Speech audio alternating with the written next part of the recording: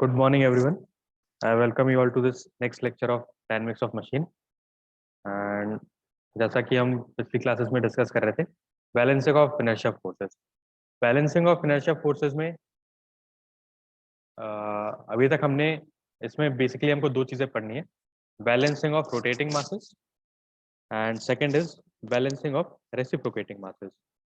अब balancing of rotating masses हमने start किया था, उसमें हमको चार चीजें पढ़नी थी।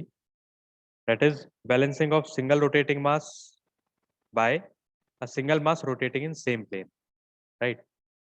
फिर उसके बाद balancing of single rotating mass by two masses rotating in different planes, है ना। फिर थर्ड था balancing of different masses rotating in same plane, ठीक है। और फोर्थ है balancing of different masses rotating in different planes. तो ये चारों हम पढ़ चुके हैं, न्यूमेरिकल्स भी हमने सॉल्व किए हैं। ये फोर्थ वाले का न्यूमेरिकल आज हम डिस्कस करेंगे।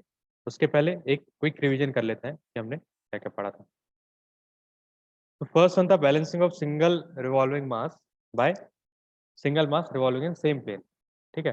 तो यहाँ पे ये एक अनबैलेंस्ड मास था और इसको बैलेंस करने के लिए हमने उसी प्लेन में एक बैलेंसिंग मास इंट्रोड्यूस किया था, ठीक है। और फोर्सेस को एनालाइज करके हमने इसमें बैलेंसिंग मास और रेडियस फाइंड किया था, राइट। ओके, फिर सेकंड जो था कि डिफरेंट स्पेस कंस्ट्रेंट्स के कारण हम उसी प्लेन में बैलेंसिंग मास पुट नहीं कर सकते थे, ठीक है। तो हमने दो अलग अलग प्लेन्स सेलेक्ट किए और वहां पे बैलेंसिंग मास को पुट किया और ये इंश्योर किया कि फोर्सेस का समेशन और कपल्स का समेशन दोनों जीरो हो। ओके, कोई भी अनबैलेंस कपल या फिर अनबैलेंस फोर्स ना रह जाए, वो सबका समेशन जीरो हो, ठीक। तो वहां पे उस टाइप की बैलेंसिंग जहाँ पे कपल और फोर्स दोनों आते हैं उसको हम डायनेमिक बैलेंसिंग बोलते थे। तो ये वाला केस डायनेमिक बैलेंसिंग का हो गया। Case number one static balancing का केस हो गया, राइट। तो इसमें दो अलग अलग प्लेन्स में हमने मासेस को प्लेस किया और मोमेंट और फोर्स सबका समेशन जीरो करने की कोशिश की। इसके रिगार्डिंग एक न्यूमेरिकल भी देखा था हमने। फिर जो थर्ड केस था उसमें balancing of different masses revolving in same plane, एक ही प्लेन में अलग अलग मासेस रिवॉल्व कर रहे थे जो कि अनबैलेंस प्रोड्यूस कर रहे थे। तो उसको बैलेंस करने के लिए हमने अगेन इसमें दो मेथड्स देखे, ग्राफिकल अप्रोच और एनालिटिकल अप्रोच दोनों देखे हमने।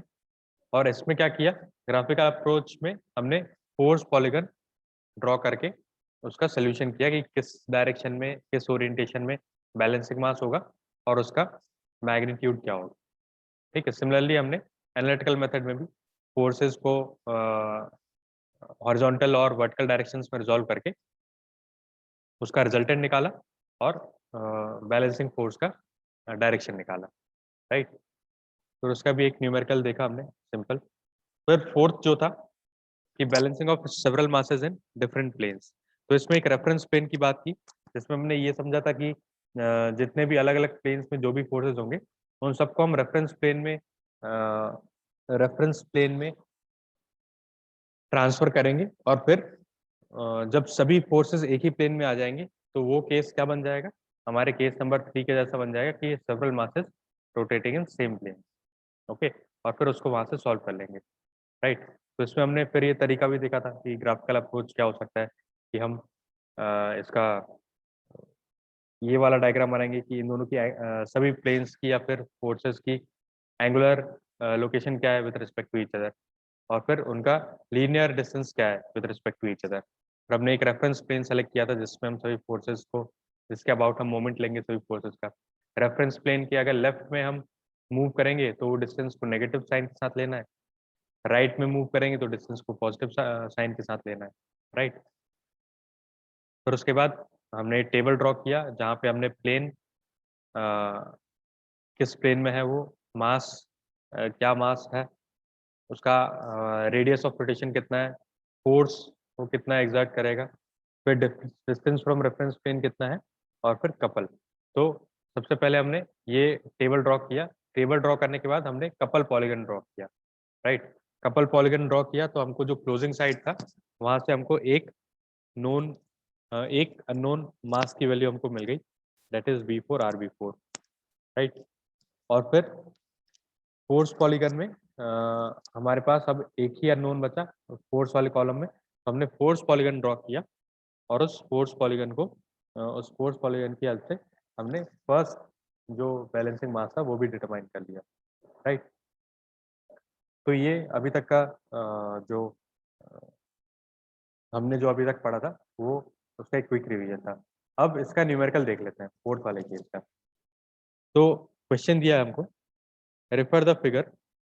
A shaft 3 meter span between the bearings carries two masses of 5 kg and 10 kg acting at the extremities.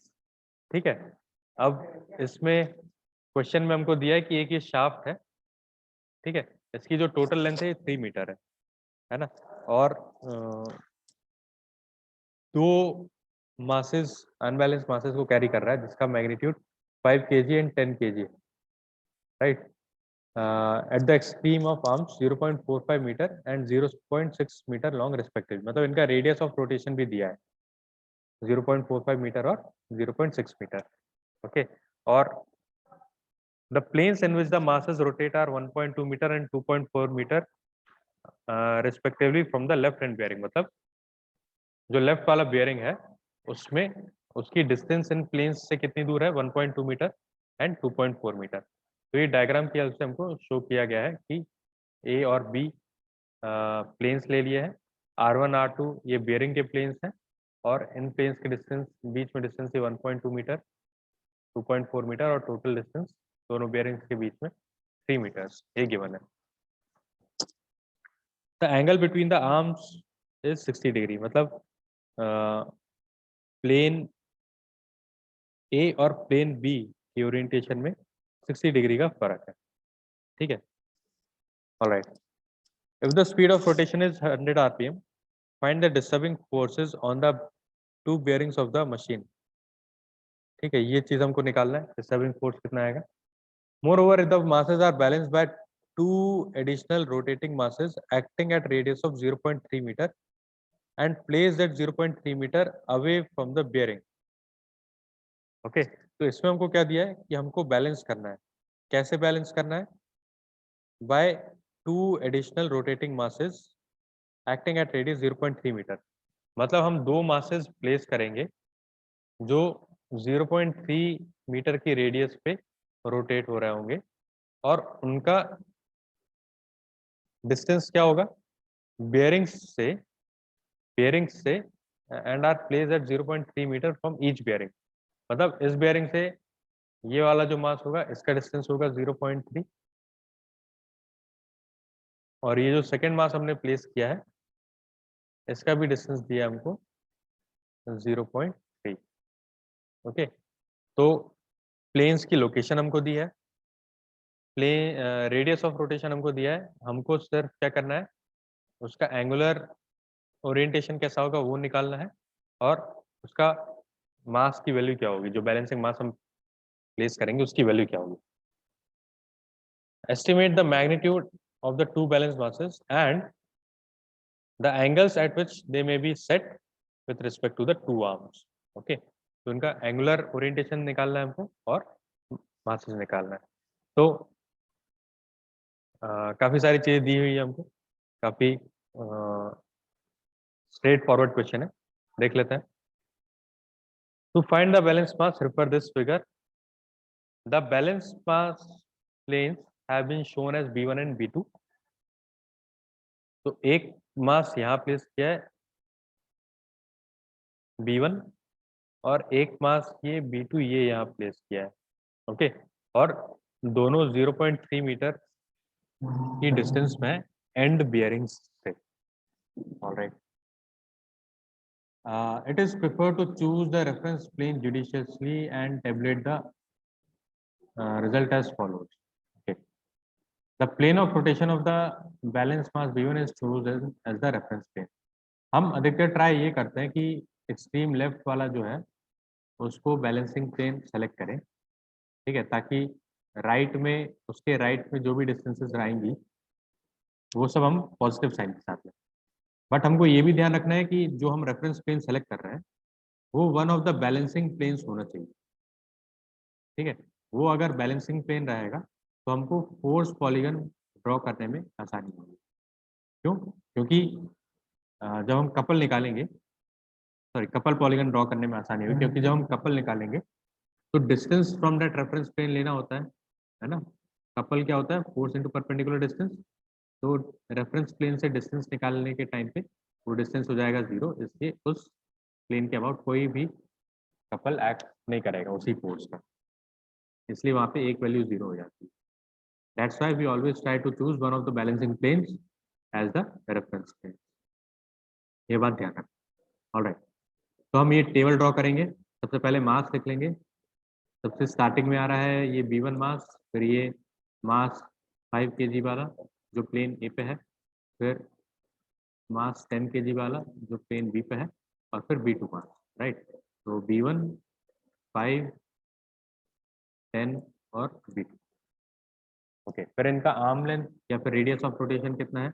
तो बैलेंसिंग मासेस का हमको 0.3 मीटर, ये आपको क्वेश्चन में गिवन है कि 0.3 मीटर के रेडियस पे आपको रखना है। जो प्लेन ए पे है that is mass of 5 kg, वो 0.45 मीटर है ना, ये हमको यहाँ पे गिवन है। और जो 10 kg वाला मास है वो उसका आर्म लेंथ या फिर रेडियस ऑफ रोटेशन 0.6 मीटर। ठीक, फिर distance from reference plane this B we have selected as the reference plane. Okay, sorry, this is B1, the plane of rotation of mass B1, balancing mass B1 is taken as the reference plane. तो इधर से इसकी distance कितनी होगी? 1.2 minus 0.3 मतलब 0.9 metre, क्योंकि bearing से इसकी डिस्टेंस 1.2 मीटर गिवन है और ये वाली डिस्टेंस 0.3 है, तो रिमेनिंग डिस्टेंस 0.9 होगी। सिमिलरली ये 1.2 है, तो ये बी से इसकी डिस्टेंस 1.9 हो जाएगी, सॉरी 2.1, तो ये आ गया 2.1, 0.9 प्लस 1.2, तो दैट वुड बी 2.1।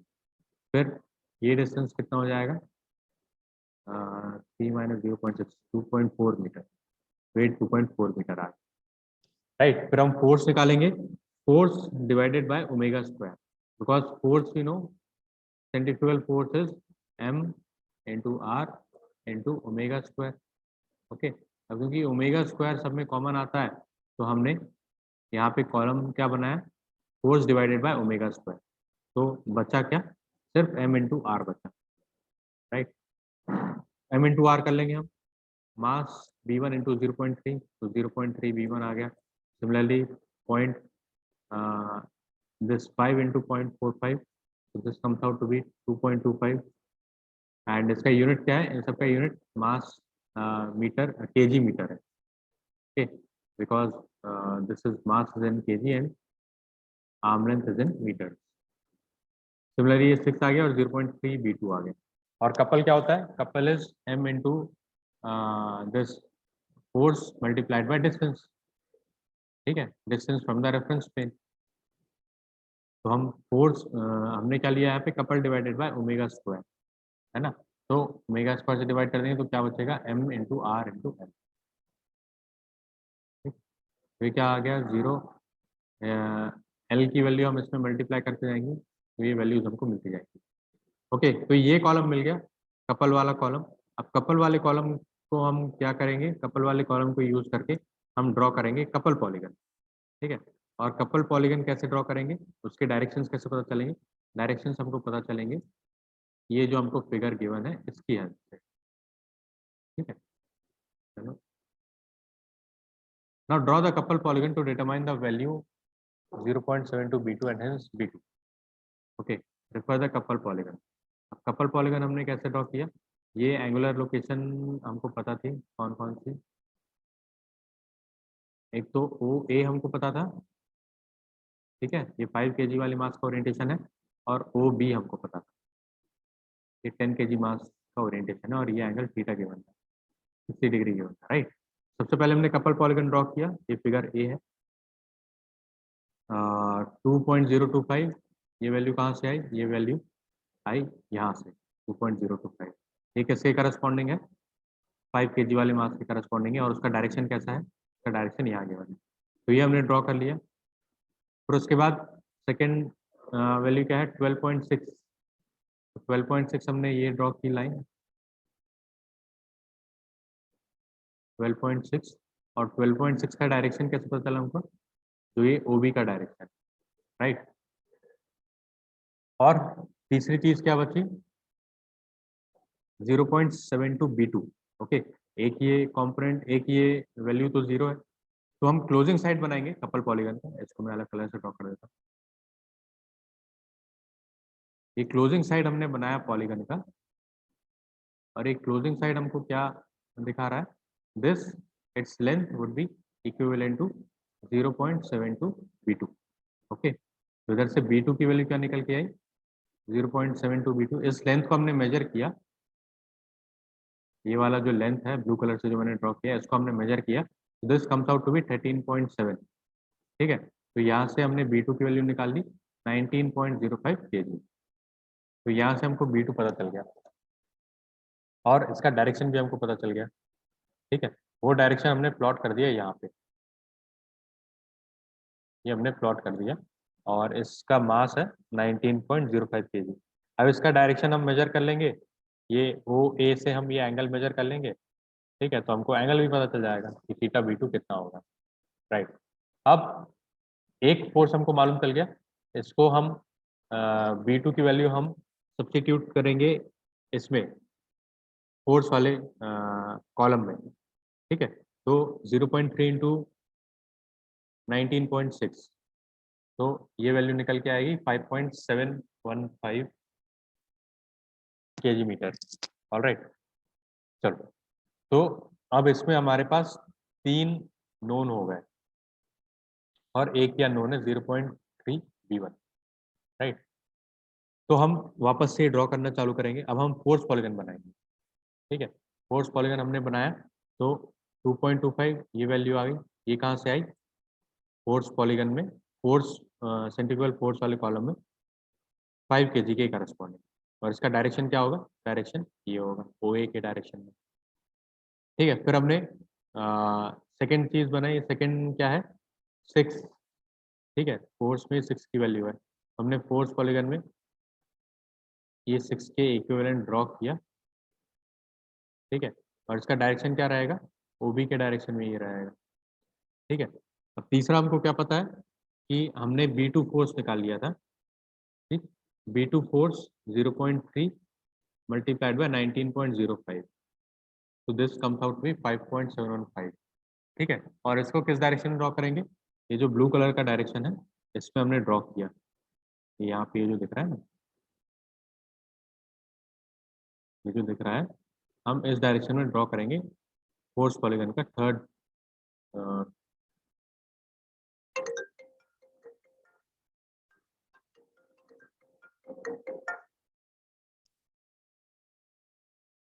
ये वाली लाइन हमने ड्रॉ की फोर्स पॉलीगन की।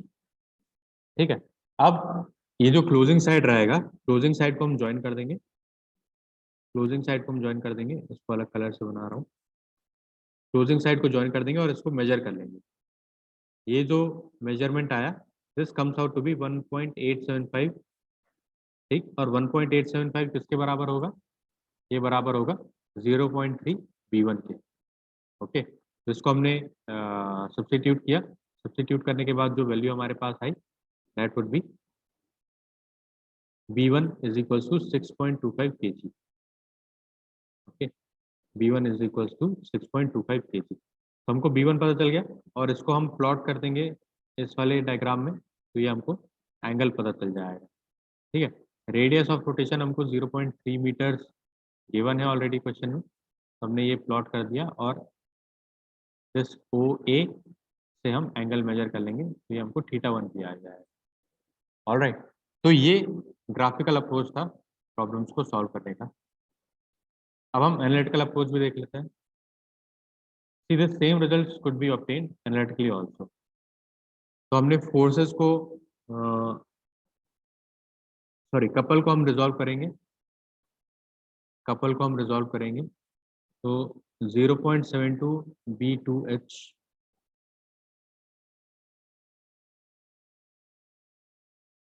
Is equal to 2.025 cos 0 plus 12.6 cos 60, ठीक है। This would come out to be 8.325, है ना। तो यहाँ से B2 का हॉरिजॉन्टल कंपोनेंट आ जाएगा 11.55 और इसका वर्टिकल कंपोनेंट निकालेंगे, this comes out to be 8.75 under root 3। तो B2 निकालना है तो ये क्या करेंगे, हम स्क्वायरिंग और एडिंग करेंगे हॉरिजॉन्टल और वर्टिकल कंपोनेंट का। तो B2 comes out to be 19.05 kg, ठीक है। और इसका एंगल निकलेगा, that would be tan inverse vertical component upon horizontal component, ठीक है। और इसमें हमने 180 ऐड किया क्योंकि ये 52.68 डिग्री आ रहा था, तो ये यहाँ पे फर्स्ट क्वाड्रेंट में चले जाता, बट क्योंकि हमको ये देख के समझ में आ रहा है कि सेकंड क्वाड्रेंट, ये थर्ड क्वाड्रेंट में होना चाहिए, ठीक है। तो इसलिए हमने 180 से ऐड कर दिया। और सिमिलरली ऐसे ही हम B1 भी निकाल सकते हैं। तो B1 comes out to be 6.25 kg, making an angle 200 degree with the A। Okay, तो ये था इस टाइप के प्रॉब्लम्स को सॉल्व करने का तरीका। एक और प्रॉब्लम देखते हैं हम। A shaft carries 4 masses A, B, C and D. उन सबके मैग्नीट्यूड्स गिवन है 200, 300, 400 and 200 respectively. Radius of rotation दिए हैं 80 mm, 70 mm, 60 mm and 80 mm respectively, and in planes measured from A at 300 mm, 400, 700 respectively, ठीक है। तो हमको उनके मास दिए, रेडियस ऑफ रोटेशन दिए और उनकी प्लेन की लीनियर प्लेन की लोकेशन दी है with reference to plane A. Now the angle between the cranks measured anti-clockwise are A to B is 45 degree, B to C 70 degree, मतलब उनके इंडिविजुअल रेडियस ऑफ रोटेशन के बीच में हमको angles given है, ठीक है। तो ये हमको पिक्चर ड्रॉ करनी पड़ेगी। The balancing masses are to be placed in plane X and Y. दो बैलेंसिंग मासेस हमको प्लेस करने हैं प्लेन्स एक्स और वाई में। The distance between the planes A and X is 100 metre, ठीक है। A और X के बीच में 100 मीटर दिया है। अब ये किसी भी डायरेक्शन में हो सकता है, लेफ्ट डायरेक्शन में भी और राइट डायरेक्शन में, वो हमको देखना पड़ेगा। Between X and Y is 400 metre, X और Y के बीच में डिस्टेंस 400 mm होना चाहिए, and between Y and D is 200 mm, ठीक है। तो ये हमको इस टाइप का दिया है। If the balancing masses revolve at radius of 100 mm, 100 mm का उनका रेडियस ऑफ रोटेशन दिया, then find their magnitudes and angular position. तो ये भी सिमिलर क्वेश्चन है जैसा हमने पिछला सॉल्व किया है, ठीक है। तो MA, MB, MC, RA, RB, RD and RX, RY ये सब दिया है हमको, ये हमने इस टाइप से नोटेशन लिया है। MX is the balancing mass placed in plane X, मतलब फर्स्ट बैलेंसिंग मास, और MY is the second balancing mass placed in plane Y, ठीक है। Now the position of angular planes of masses assuming A as horizontal. तो हमको सब masses के बीच के angle दिए हैं, ठीक है। तो वो एंगल्स हम यहाँ पे ड्रॉ करेंगे और प्लेन्स के लोकेशन को भी ड्रॉ करना है, ठीक है। तो वो भी हम ड्रॉ करके देखते हैं। ऑलराइट, तो जो हमको डिस्टेंसेस दिए थे वो कुछ हमको ऐसे प्लेस करना है कि A और B के बीच में डिस्टेंस कितना है, 300 mm है।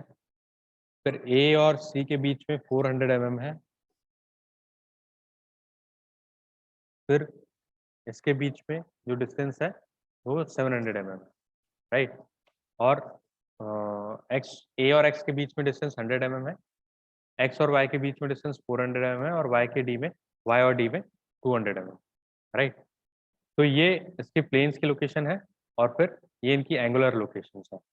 एंगुलर लोकेशंस में क्या क्या दिया है कि ए और बी के बीच में डिस्टेंस है 40, एंगुलर डिस्टेंस है 45 डिग्री, बी और सी के बीच में 70 डिग्री, सी और डी के बीच में 120 डिग्री, ये हमको क्वेश्चन में गिवन था, ठीक है। अब बाकी हमको निकालना है, तो ये वापस से हमने ये ड्रॉ कर लेंगे टेबल। प्लेन है, मास है, radius, centrifugal force divided by omega square, then distance from reference plane, और फिर कपल। देखो रेफरेंस प्लेन हमने कौन सा सेलेक्ट किया है, जो जिस प्लेन में हमको एक बैलेंसिंग मास पुट करना है वो हमने रेफरेंस प्लेन सेलेक्ट किया है। So this plane X has been taken as reference plane. सब डिस्टेंसेस जो राइट में मेजर होंगी वो उनको पॉजिटिव लेंगे एंड लेफ्ट में जो मेजर होंगी उनको नेगेटिव लेंगे। तो वो हमने यहाँ पे टेबल ड्रॉ किया और फिर अब हम क्या करेंगे, कपल पॉलीगन ड्रॉ करेंगे। तो कपल पॉलीगन में हमारे पास सिर्फ एक ही अननोन है, तो जो क्लोजिंग साइड होगा कपल पॉलीगन का उसको हम इक्वेट कर देंगे 0.04 my से, और वो वहां से हमारे पास my की वैल्यू आ जाएगी। ठीक है, तो ये कपल पॉलीगन ड्रॉ किया, closing side would be equals to 0.04 my and my comes out to be 182.5 kg। तो अब इसको हम प्लेस कर देंगे, इस डायरेक्शन को हम पोस्ट करेंगे ये वाले फिगर में, पोजीशन ऑफ प्लेन्स वाले फिगर में। तो ये आ गया, थीटा वाई की वैल्यू हम वहां से निकाल सकते हैं। ओके, फिर उसके बाद हम फोर्स पॉलीगन ड्रॉ करेंगे। तो फोर्स पॉलीगन ड्रॉ करने के लिए हम ये कॉलम नंबर फोर्थ कॉलम का यूज करेंगे। इसमें एम वाई की वैल्यू हमको मिल गई है, एम वाई यहाँ पे प्लेस करेंगे और यहाँ पे सिर्फ एक ही अननोन रहेगा। जो क्लोजिंग साइड रहेगा फोर्स पॉलीगन का दैट वुड बी 0.1 mx। ठीक है, और वो mx की वैल्यू हम यहाँ पे इसको मेजर कर लेंगे, उससे इक्वेट करेंगे, that is 0.1 mx was equals to 35.5, so mx came out to be 355 kgs। Okay, 355 kg ये वैल्यू आ गई और इसका ओरिएंटेशन हमको पता चल गया। तो ये हमने यहाँ पे प्लॉट किया और फिर उसका एंगल मेजर कर लिया। So this angle comes out to be 145 degree from this, okay, in clockwise direction from mass A। ठीक है, यहाँ से ये वाला एंगल ये थीटा एक्स है, मास ए के रिस्पेक्ट में हम सब कुछ मेजर कर रहे थे, तो वो हमारे पास आ गया। ऑलराइट, तो आई होप ये दो क्वेश्चंस से आपको क्लियर हुआ होगा कि कैसे इन टाइप के प्रॉब्लम्स को अप्रोच करना है। तो यहाँ पे क्लास को मैं यहीं कंक्लूड करूंगा। आई होप ये समझ में आया होगा। Thank you.